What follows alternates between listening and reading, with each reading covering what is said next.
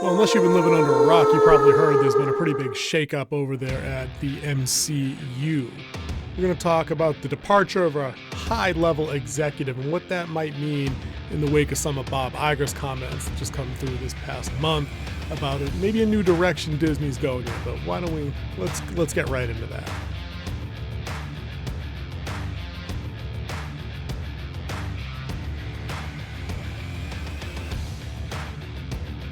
What's going on, guys? Welcome back to the channel. Winterwolf here with a little bit of daily news. Big shock coming out of Marvel just this past Friday. And if you guys know anything about business and news cycles, you typically bury the stories that you don't want to catch on Friday at the end of the news day and hope that the weekend just puts it asleep and out of the collective consciousness, and you bank on the short attention spans of people, not keeping up with details.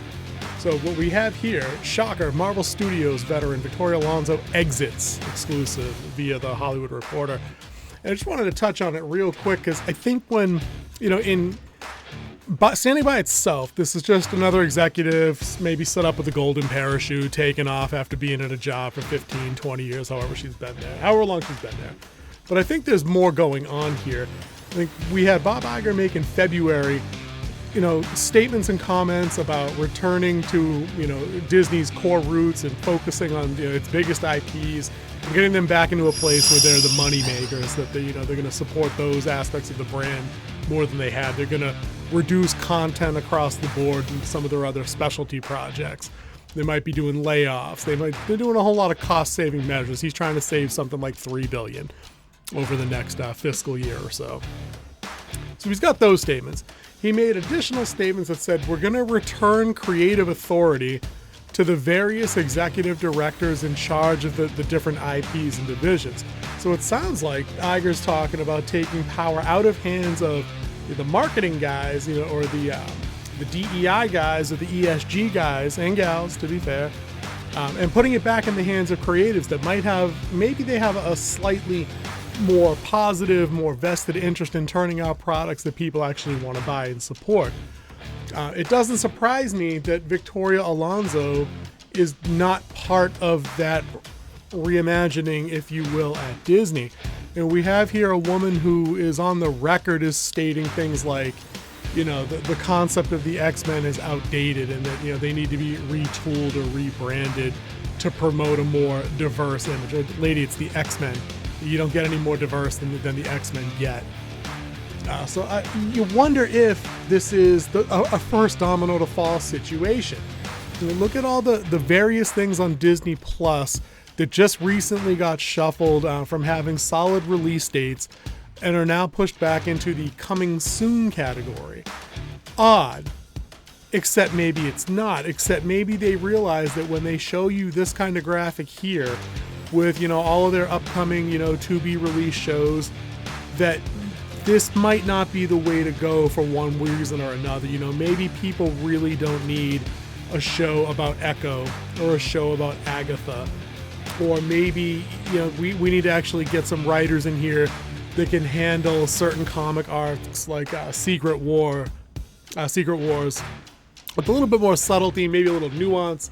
Maybe somebody that actually read the run and may know what they're talking about, and not just filling a writer's room with folks that are going to promote a particular message or, a little bit of a propaganda piece, depending on how cynical you want to get today. So you see those, and then even more interestingly, you pair them in conjunction with some of the things that are happening over at Lucasfilms, where we've seen for sure that, the Patty Jenkins Rogue Squadron movie, done. David Lindelof just left his movie. We haven't heard dink all from the guys that ruined Game of Thrones and the 3 Star Wars movies they were supposed to have. Rian Johnson. Somebody page Rian Johnson. Star Wars trilogy Rian Johnson? Nope. Probably not happening there either. About the only Star Wars movie that hasn't been officially canned at this point is Taika Waititi's project, and I wonder if they're just holding that as an ace in a hole, or again, a story to throw under cover of darkness Friday at 4:30 p.m. That way they can quietly cancel that as they begin to reevaluate some of their moves. They're another example there. They had an entire graphic at one point about all these shows and Disney Plus offerings on top of the feature films that they were going to pound you over the head with the Star Wars movie once every year, twice a year. And none of those things have come to fruition. Like, we haven't had a film since Rise of Palpatine. And we're going on how many years now for that? 4? Like, it's been a hot minute since you've had a Star Wars movie. You've had a few lackluster series in between. You had, one mediocre to good, depending on how you feel about The Mandalorian. But I don't think really there's anybody that wants to argue in good faith that the Book of Boba Fett was not a resounding disappointment on like a craft or a technical level. Dude, you guys can like what you like, that's fine. If you thought it was a good use of Obi-Wan Kenobi to make him into a punk bitch and smuggle a little girl out of an Imperial base under a trench coat like it was a 1959 episode of Bugs Bunny, that's on you. You guys can honestly like that. I don't mind. That's fine. I guarantee there's a truck ton of garbage that I like that you guys would absolutely rake me over the coals for. I'm looking at you, Jaws 3D. I'm looking at you, Jaws 4, The Revenge. Winter Wolf likes them both. I mean, we're not perfect, you know what I mean? We all have our vices. But I mean, anybody that wants to sit there and have the conversation that maybe, just maybe, these franchises have been a little off the rails, over the last few years, I think we're going to start to see more things like this, of these projects that were kind of highly touted be finally just put on the shelf and left to just kind of linger and collect a little bit of dust and then go away. And I think the only thing left out of Star Wars at this point that they haven't canned yet, I think it's because it's done, is the Acolyte show by Leslie Headland, and we'll have to judge that on its own merit when it comes through.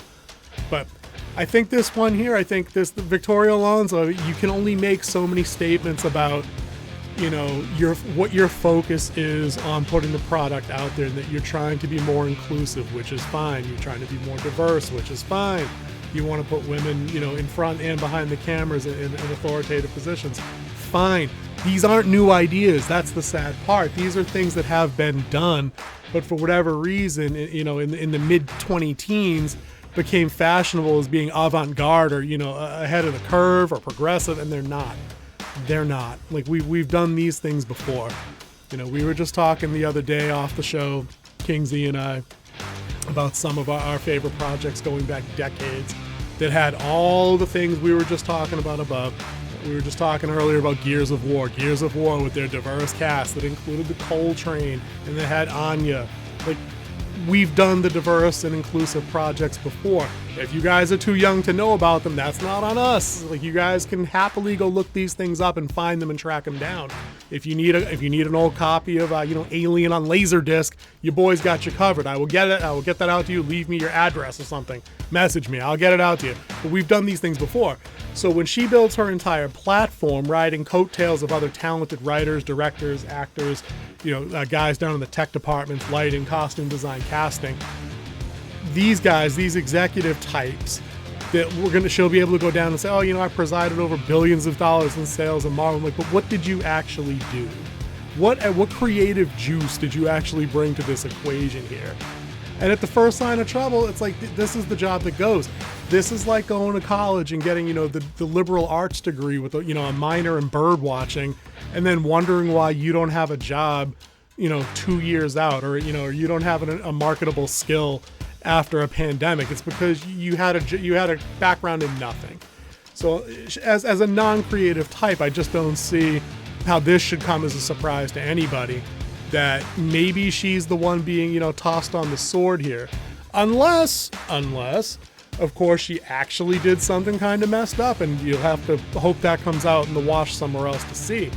But I think we know from experience that when somebody chooses to move on from a job at this position, like the executive level, any of you guys that have had corporate type jobs, out there in the real world, when one of these folks moves on, they generally get the company email that says, we want to thank so-and-so for their many years of distinguished service, champion of the patient or champion of the customer, always innovative, and they get accolades. You know what I mean? They get the golden wristwatch. They get the treatment.